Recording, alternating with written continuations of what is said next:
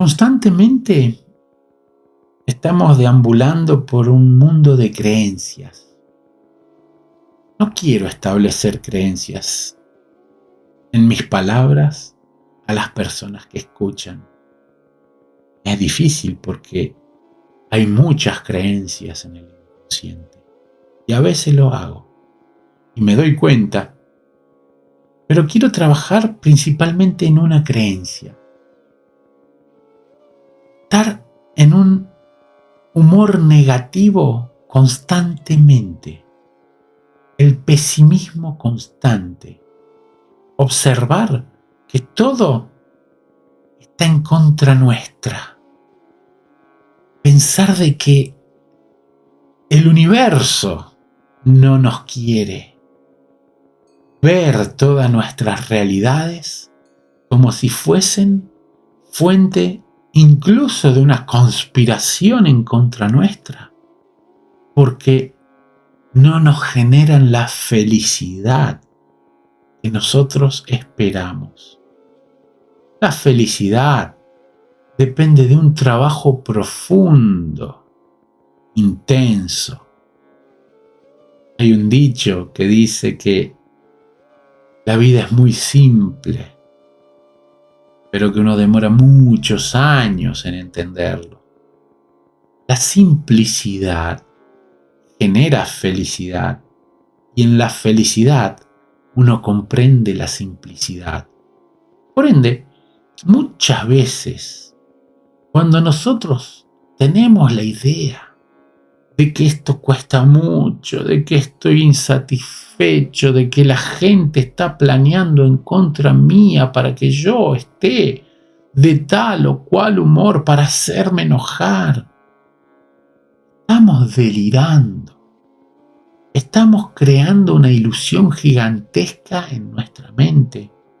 No es verdad. La gente no está pensando en cómo hacernos daño.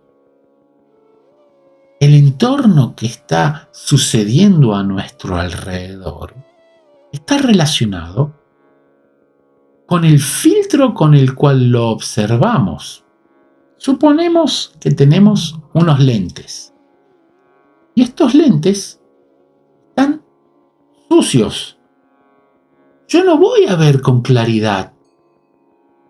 Voy a ver con el filtro de suciedad que cubre los lentes y no me deja ver con transparencia, no me deja ver con la nitidez con la cual fueron hechos los lentes para que yo pueda observar.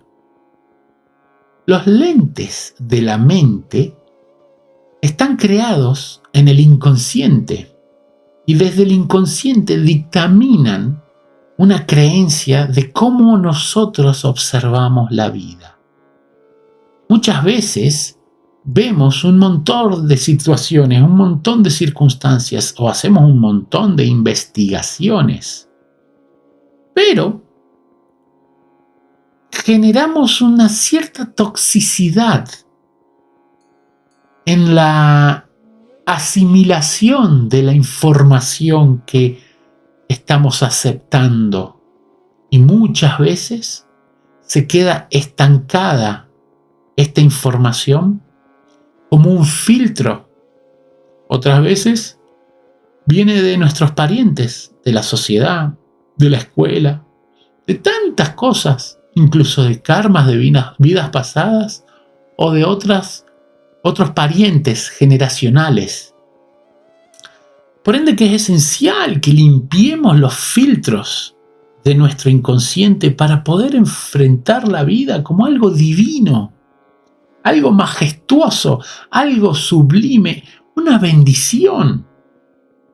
A cada paso vivir una danza mística, la danza del loco, el loco que está feliz, baila sin preocuparse por la opinión pública, por si los demás tienen alguna idea sobre él. No podemos vivir echándole la culpa a los demás, creyendo que Ellos son responsables de nuestras insatisfacciones.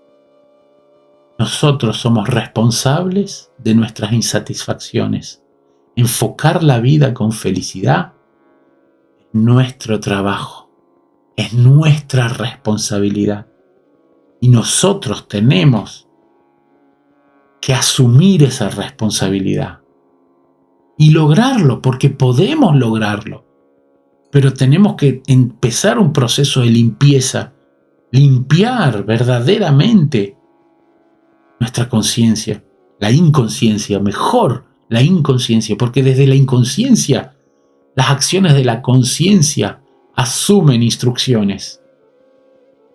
La conciencia sigue instrucciones del inconsciente.